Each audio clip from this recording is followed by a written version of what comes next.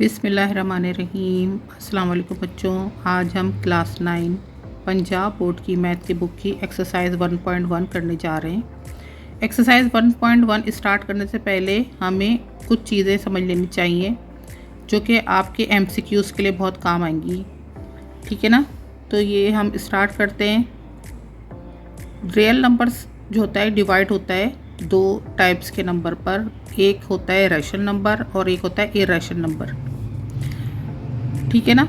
Rational number जो होती हैं वो किस पे कंसिस्ट होते हैं, टर्मिनेटिंग नंबर पर और non terminating and recurring decimal numbers पर।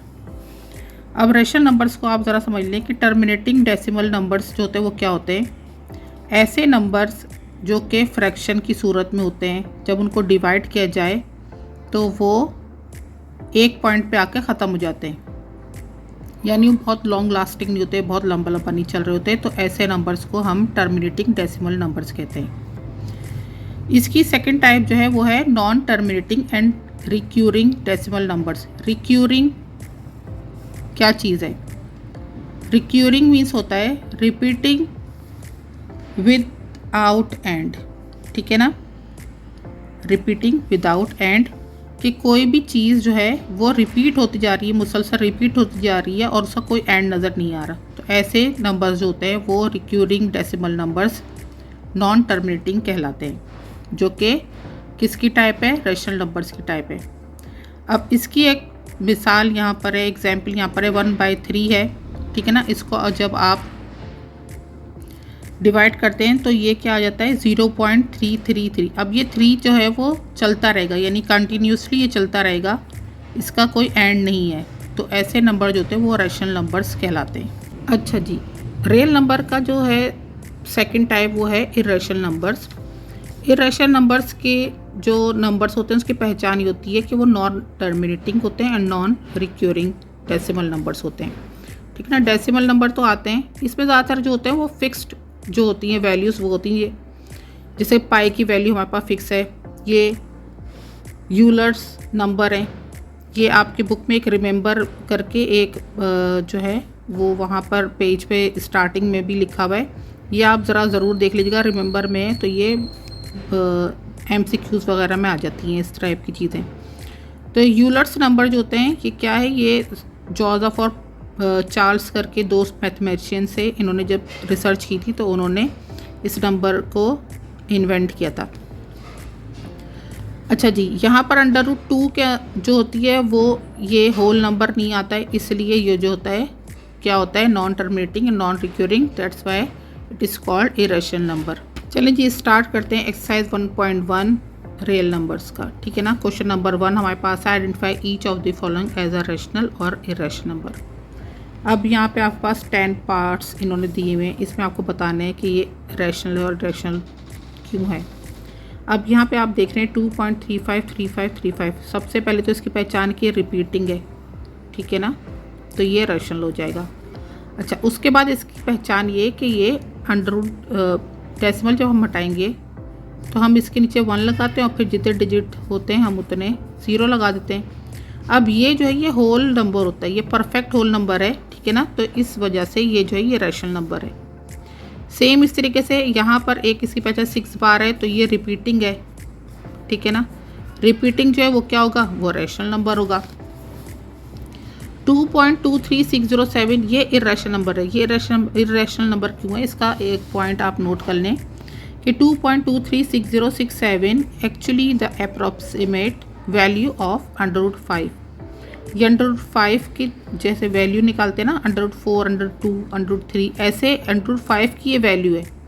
और √5 को हम फ्रैक्शन ऑफ इंटीगर्स में रिप्रेजेंट नहीं कर सकते क्योंकि ये एक खुद एक नंबर है।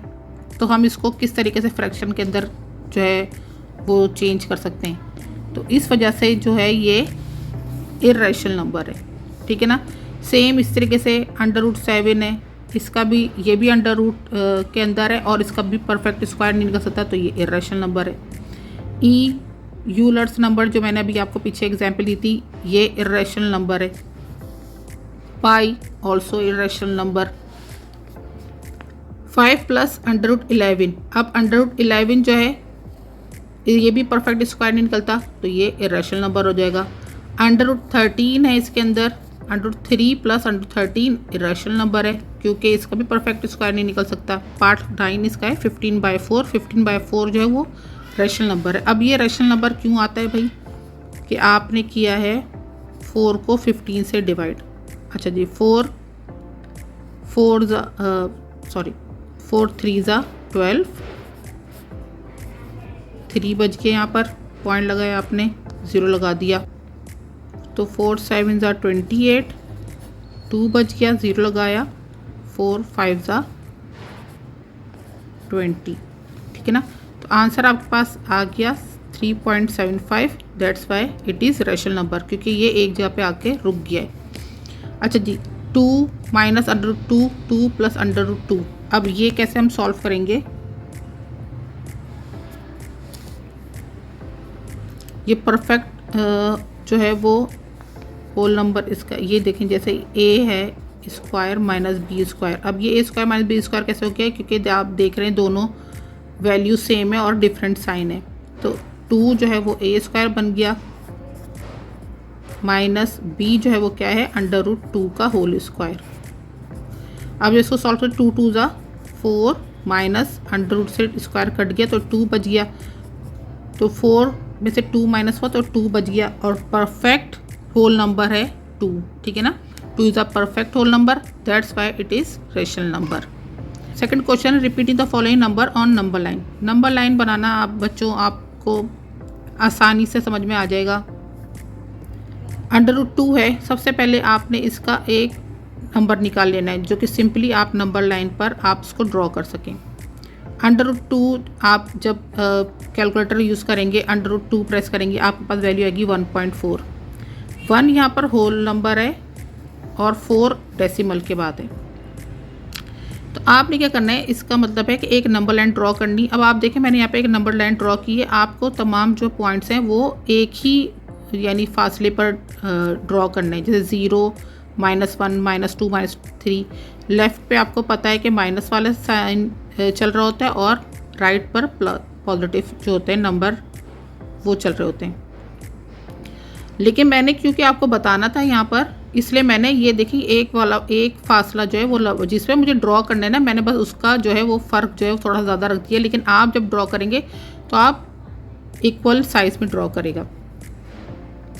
अब 1 से लेकर 2 तक आपको पता है कि 10 बार्स होते हैं, सही नहीं, यानी कि एक जो हमारे पास सेंटीमीटर होता है उसके अंदर हमारे पास 10 बार होते हैं किसी भी डिजिट तक दूसरे डिजिट तक जाने के लिए स्केल में।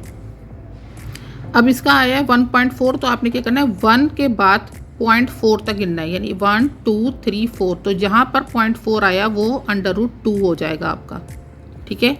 सेम इस तरीके से √3 है, √3 को आपने जब सॉल्व किया √3 प्रेस किया कैलकुलेटर में 1.7 इसका आ जाएगा।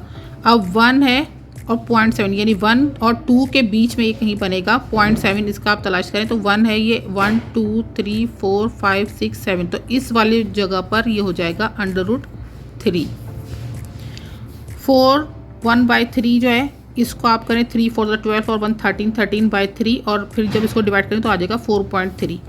4.3 इसका मतलब है 4 पूरा लेना है आपने और 3 डिजिट उसके बाद 1 2 3 यानी यहाँ तक जाना है आपको, तो ये बन जाएगा आपका 1/3। सेम इस तरीके से -2 1/7 है, -2 1/7 को जब आप सॉल्व करें 15/7 आ गया माइनस साइन के साथ, और माइनस साइन से जब आपने इसको डिवाइड किया तो आ गया 2.1। अब -2 है तो आपको 0 से लेफ्ट की तरफ चलना है, तो -2 के बाद 0.1 तक लेना है और ये चीज़ जो है वो आपकी आ जाएगी -2 1/7। 5/8 को कैसे सॉल्व करेंगे? 5/8 को सॉल्व किया 0.6 आया, यानी कि अब ये जो ड्रॉ होगा वो कहाँ होगा, 0 से लेकर 1 के बीच में। 0 बाद 0.6 तक आप जो है वो काउंट कर लें 1 2 3 4 5 6, तो इसका मतलब है इस वाले पॉइंट पर बन जाएगा 5/8। सेम इस तरीके से इसका पार्ट 6 है, 2 3/4 है, इसको आप सॉल्व करेंगे आएगा 2.7। 2.7 का मतलब है कि ये ड्रॉ होगा 2 और 3 के बिटवीन में, और 2 से 2 होल नंबर लेकर हम 0.7 तक काउंट कर लेंगे 1 2 3 4 5 6 7, और फिर इस पॉइंट पर ये हो जाएगा 2 3/4। ठीक है बच्चों, चलें जी। अब ये तो आज मैंने स्टार्ट किया है पंजाब बोर्ड की बुक। इंशाल्लाह अगली वीडियो में हम इसके आगे के एक्सरसाइज करेंगे। और आप जो है वो मेरे चैनल को सब्सक्राइब करें, लाइक करें, अपने दोस्तों तक इसको शेयर करें। और इंशाल्लाह हम जल्द से जल्द जो है वो आगे बढ़ेंगे। जब तक के लिए अल्लाह हाफिज़।